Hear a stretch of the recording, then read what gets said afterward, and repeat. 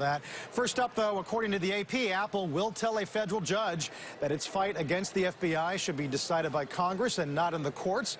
It appears the case is already not a one-off decision. The New York Times says the DOJ is demanding Apple's help in unlocking at least 9 iPhones in addition to the one used in San Bernardino. Jason Calacanis joins us this morning to talk about that and a lot more. Jason, we've not taken your temperature on this one. I imagine you've got to have some striking views.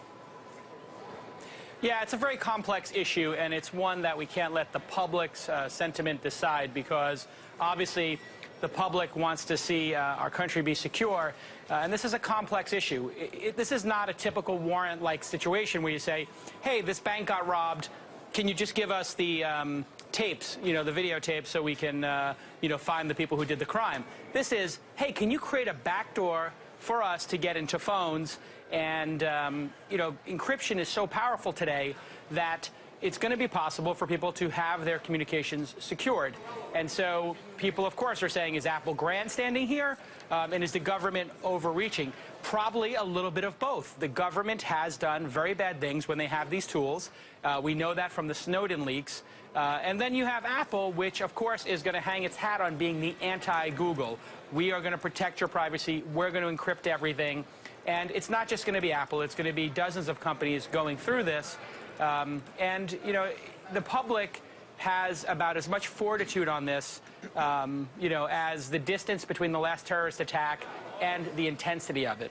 I mean, this is a country, our country, that sadly, was in favor of torturing people after 9/11. We basically get very scared as a populace. So when you look at these public polls, I think they're very dangerous because people don't really think through a very complex issue.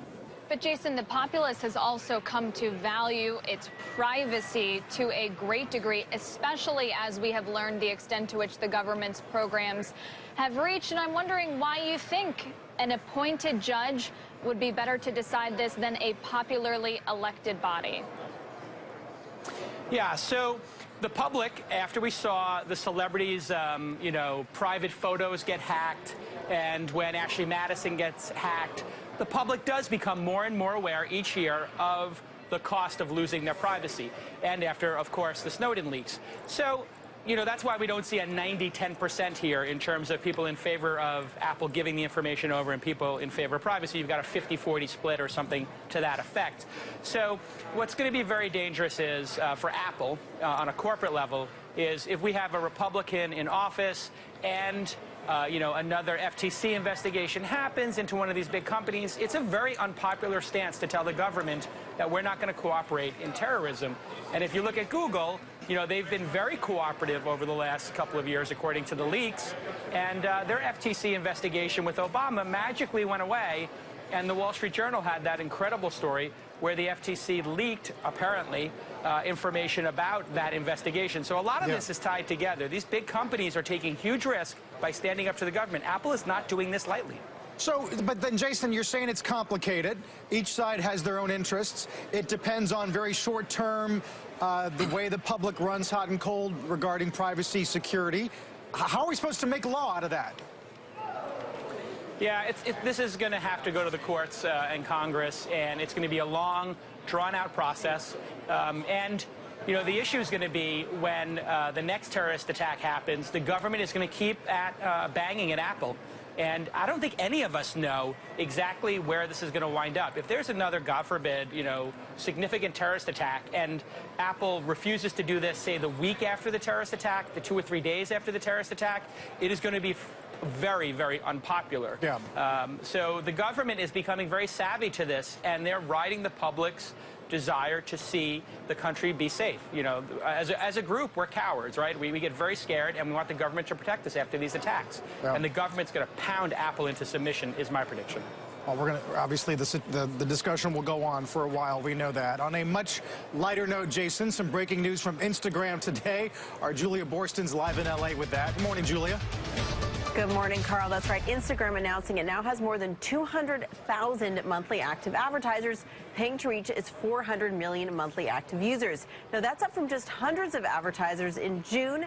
75% of Instagram's advertisers are outside the U.S., and the vast majority are small and medium-sized businesses. Now, perhaps what's most striking about Instagram's advertiser number is how it compares to Twitter's, which has just 130,000 advertisers, and it opened its self-serve ad platform nearly 4 years ago. So how has Instagram been able to so quickly ramp up its advertisers' numbers? It does have an advantage. Facebook's massive advertiser base can easily tack on ads in Instagram. Instagram telling me that having so many advertisers now allows it to better tailor ads to users' interests, making them more useful to Instagrammers and more effective for brands. The company also saying that 3/4 of users who follow businesses on Instagram say that they take action after being inspired by a post, like visiting a website, searching, shopping, or telling a friend. Now, looking at the fact that Facebook has more than 2.5 million active advertisers, and the fact that the time that people spend watching videos on Instagram is on the rise, we can expect Instagram to start to make a growing impact on Facebook's bottom line. Carl, back over to you. Wow, some fascinating numbers, Julia. Thank you for that. Jason, here we go again, right? Comparing metrics between a Facebook entity and Twitter. Is that fair? Is that a fair fight? Yeah, you know, listen, Facebook is a juggernaut in advertising. Twitter is never going to hold a candle to it. And Facebook has the complete data set, right? Let's face it, Facebook has all the data of the Facebook users that they can use then to leverage to the subset of Instagram users.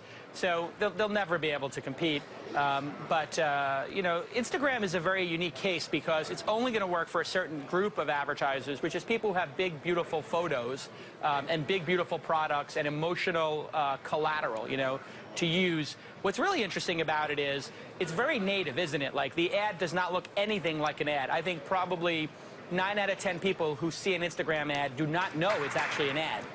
Because it's just a beautiful picture that would have normally been shared by Michael Kors, is the famous example. And what these brands also get, in addition to the impressions of the ad, is people click on the account and then follow it. So you get this residual lift of, hey, I could increase the number of people following Levi's, the number of people following, you know, Michael Kors or Target, whatever it is. So it's a pretty powerful medium. I think for enterprise software and installing apps, what I'm hearing from people is it's been very weak. I think for brands like Lululemon or, you know, travel, it's going to be a juggernaut. So it's kind of replacing the magazine business. If you think about the magazine as something that would be in Vogue or Vanity Fair, perfect for Instagram. Something that would be in Google AdSense, that would be cost per click, not perfect for Instagram.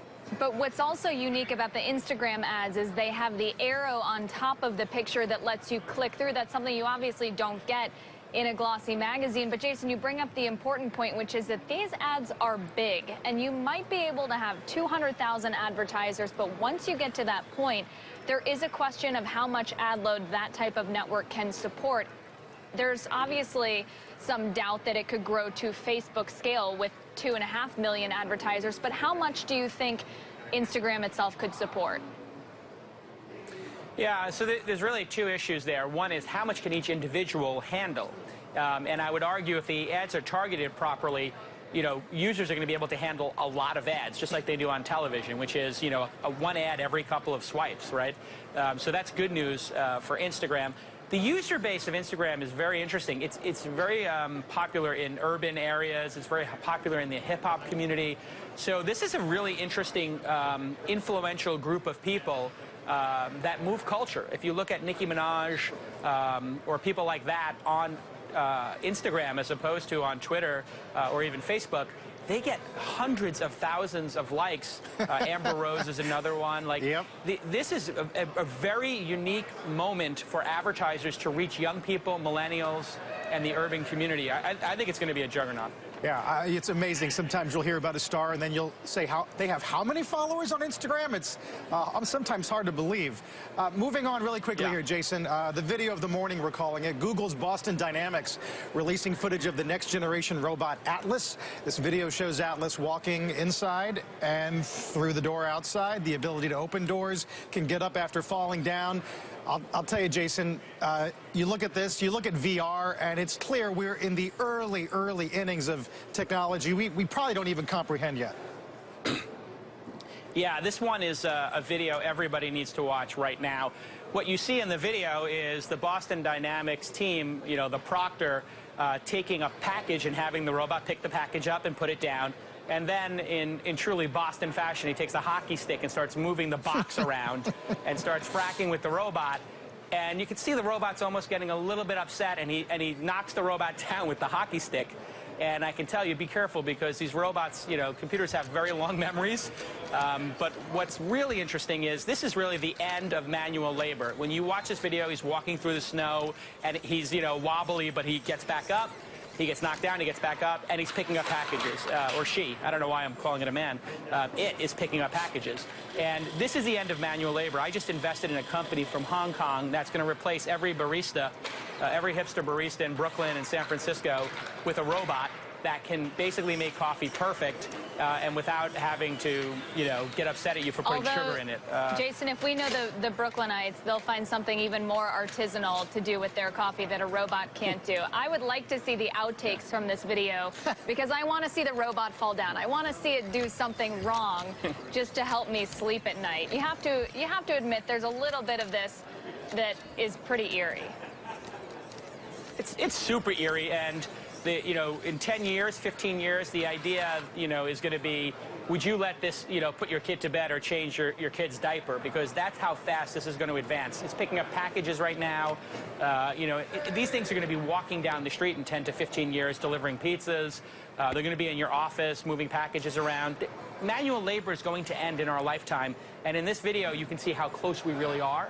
And, you know, it's a huge societal issue with jobs, but it's going to be a huge lift in terms of efficiency of companies that nobody expected. Already, you know, this one looks like a human, but the robots in the Amazon factories don't look like humans, but they're doing very similar tasks and eliminating human jobs. What you see here is a platform. This thing is going to be very easy to program, and in 5, 10 years, when these things make it out into the workforce, and in 10 and 15 years, when the programmers get to work on the APIs, they're going to be flawless, and they're going to be more human than human. Yeah. Let's hope they can't read a teleprompter. Or that's right, or talk stocks. I'll tell you, it gives you a feeling of what our grandparents and great-grandparents must have thought when the idea of flying in a plane came about. I mean, it's something entirely new. We got to get our heads around it. Jason, we'll see you soon. Yeah, Thanks absolutely. as always. Jason Calacanis joining us Cheers. today.